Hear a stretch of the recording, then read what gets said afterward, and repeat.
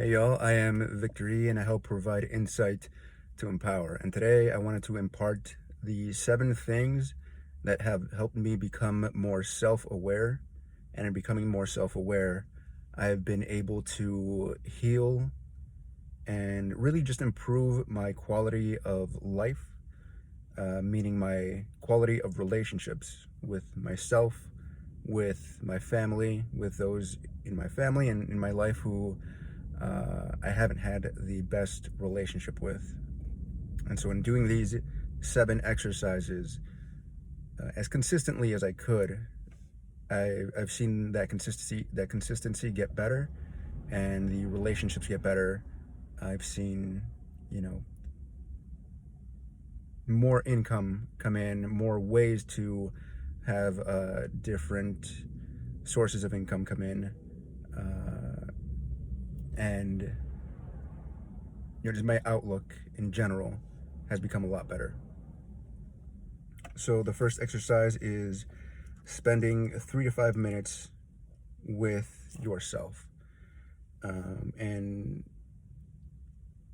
you might be looking into meditation, especially if you're, seeing this type of video or this type of content creator. But really, spending this time with yourself is more like an investment in yourself, and that's, number 7 is investing in yourself. But really, this is your time to do nothing. Where usually I would maybe munch, or when I would used to smoke weed or drink, or distract myself, be on YouTube for however long. Let's say it was 30 minutes. Well, now you can spend 25 minutes on YouTube or longer and have just like 3 to 5 minutes to just sit with yourself. And this is one of those things that may not make sense in the moment, but the more you do it, the more you start to reap the rewards. So we're not trying to do anything. We're literally just sitting with ourselves. And if you're anything like me, growing up a child of, neglect, having abandonment issues and wounds, you may not have learned, as I didn't, to see the value in investing time with yourself or in yourself. So if your parents didn't model the behavior that you are worth spending time with, you may not, you may be carrying that wound, right? You may not know to the fullest extent how worthy you are of, being with, being loved, having paid attention to. So if it was never modeled to you, or even if it was and you just kind of like let it lapse, this is a gentle reminder that you are worth spending time with and investing time into. But it all starts with us. People aren't going to, we can't look externally for what we need internally. 3 to 5 minutes with yourself. Number 2, say positive things, and especially see and question the voice that jumps to disagree or say that, positivity is stupid, or that this is cheesy or corny or anything like that. So again, kind of the same thing with point number 1 is that, me especially, I grew up in a household of like, people attacking self-esteem. In Australia, they call it tall poppy syndrome, where like if somebody's getting, if somebody's doing a little bit too well, or I don't know, like being happy, then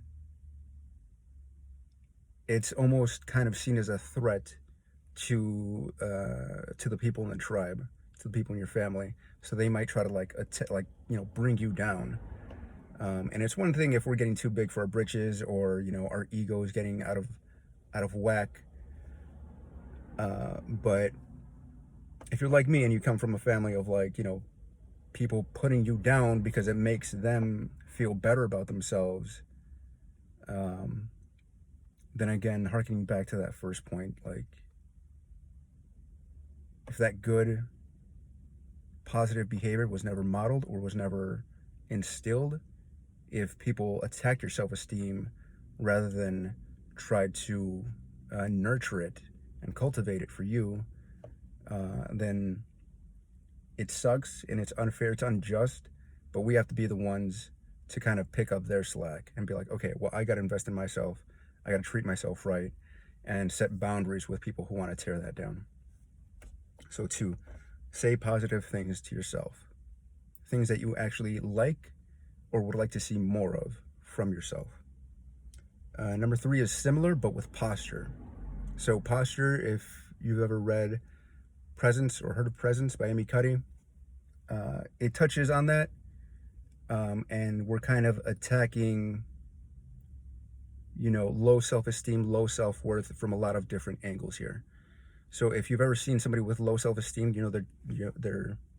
their diaphragm and their chest area is kind of like caved in, their shoulders are bowed over. They have you can see that they're trying to make themselves smaller.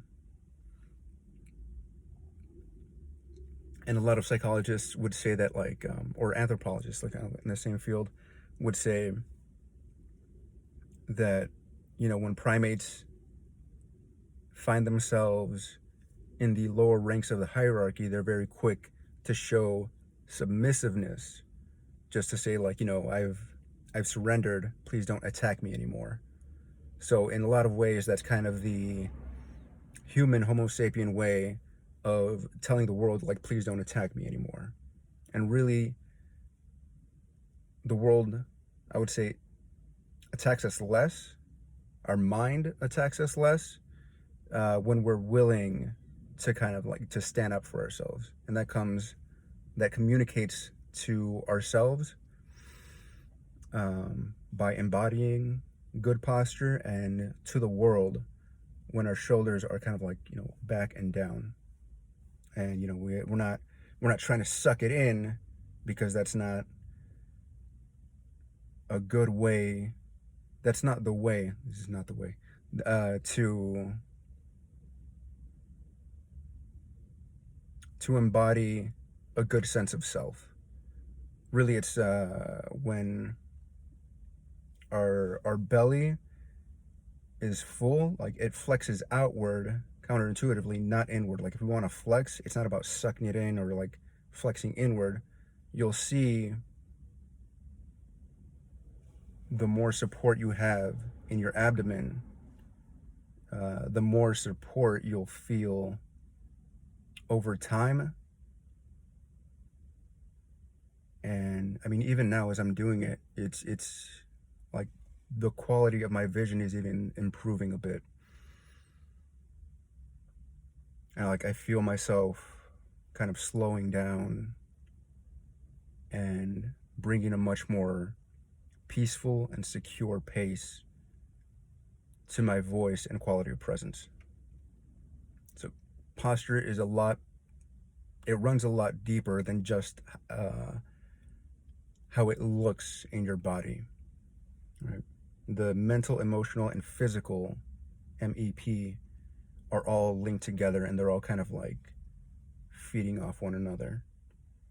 So that's number 3, check your posture. Number 4 is make time for a walk. So something I heard recently from it's a neurobiologist, but he specializes in the eyes, and how when we go for a walk, visually we're seeing things come toward us, and we're feeling things kind of move away from us. And so this is in a way simulating mentally and emotionally through the physical, is simulating that we're moving forward. And so if you're anything like me and you have your share of accumulated traumas, a trauma is kind of in a way a staple or an anchor into the past. And so instead of moving forward, what I told my friend, I was on a call last night, instead of feeling that we're moving forward towards something, it may feel like we're walking backward, trying to get away from something. And so that, I mean, if you picture like fixating on a past event and trying to like run backwards from it, well, we're not gonna know what's behind us, and we may, you know, run into a wall or get tripped over or, you know, hurt ourselves in all sorts of different ways. Plus, we're focusing on the old patterns instead of, you know, having goals, agency, and pathways into the future. Goals, agency, and pathways. GAP, which is like the formula for hope. Hopelessness is a bitch. So yeah, make time for a walk. Me, I like to drive a lot. That's why you see a lot of my videos in my car, just because I really love going for a drive. It's very relaxing to me. It helps get some energy into the present moment and allows my mind to relax. It's also why I do art. One of my friends, when I was at SAIC, said that he was also like into like trauma research and stuff, was that small repetitive tasks or actions, you know, peeling potatoes, washing dishes, you know, sweeping, you know, with art, I'm simulating a brush here, allow the mind to relax and flow. So small repetitive tasks is a good one. But in that, you're moving your legs, or you're kind of like, you know, in traffic, whatever. But yeah, make time for a walk. 5 is exercise, and the way my psychiatrist put it was, it doesn't have to be life or death, like a lot of, you know, machismo type guys would like to advertise. It's really just about breaking a sweat. If you can break a sweat, I can break a sweat in a minute just doing jumping jacks. And that's what I do when I feel really low energy, is to just, you know, do a few jumping jacks. And it helps me get out of the energy that I was in. So if you're used to like feeling sad or low energy, and you put on more low energy, you know, vibes like music or something like sad to watch, then that's just going to keep you in it.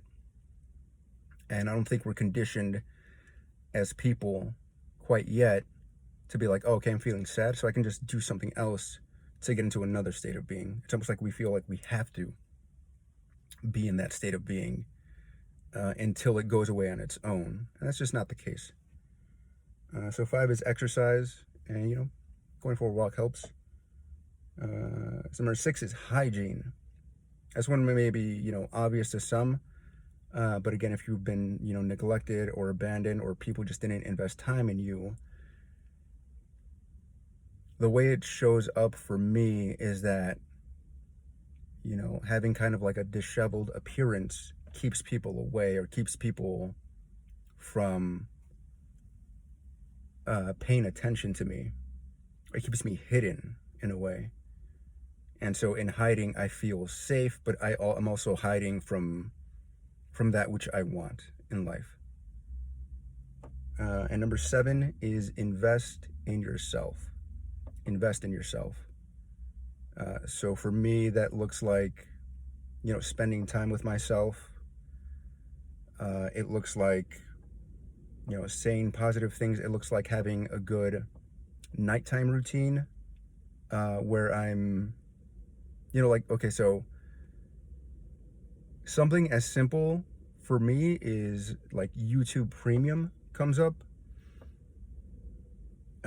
treating myself to nice meals, investing in a nice wardrobe, like small little articles here and there, things that make me feel good about myself, change the way I carry myself and change how I show up in the world.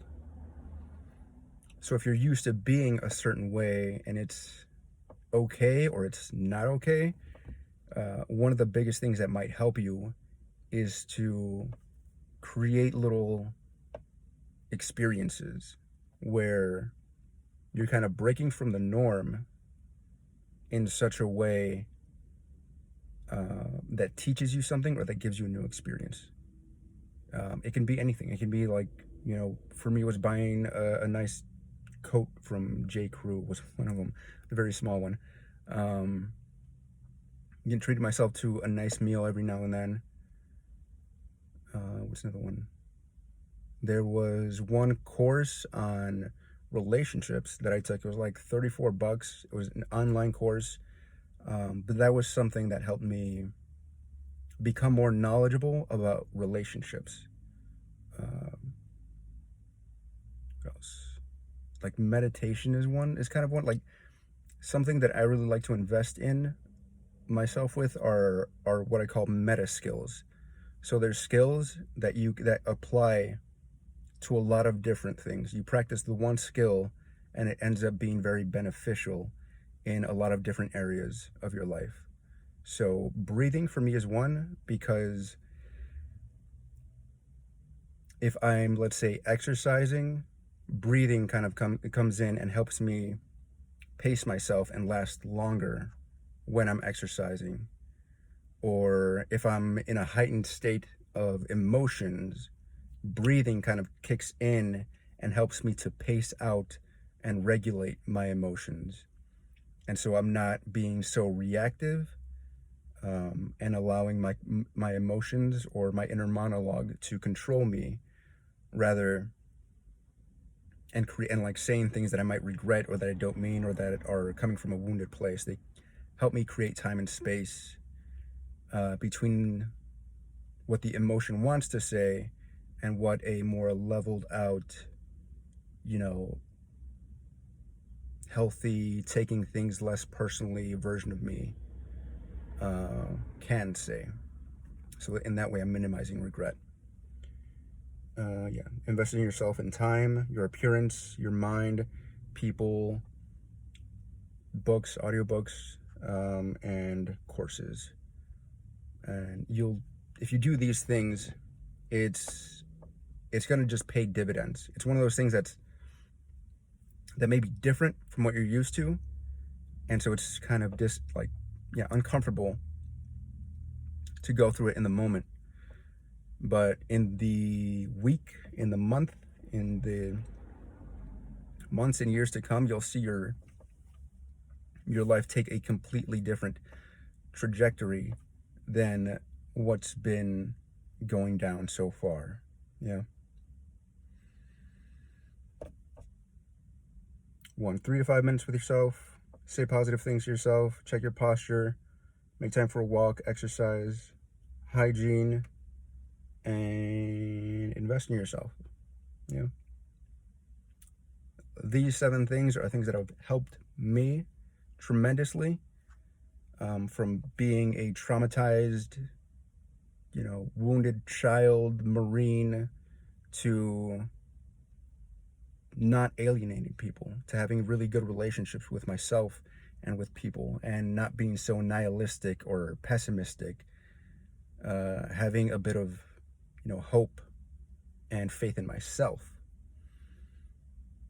So I hope this helps, and if you have any other tips that you'd like to, impart on anyone who comments or sees this video, go ahead and comment below. Please like and subscribe, share if you think anybody else would have benefit from this. All right. Love you. Peace.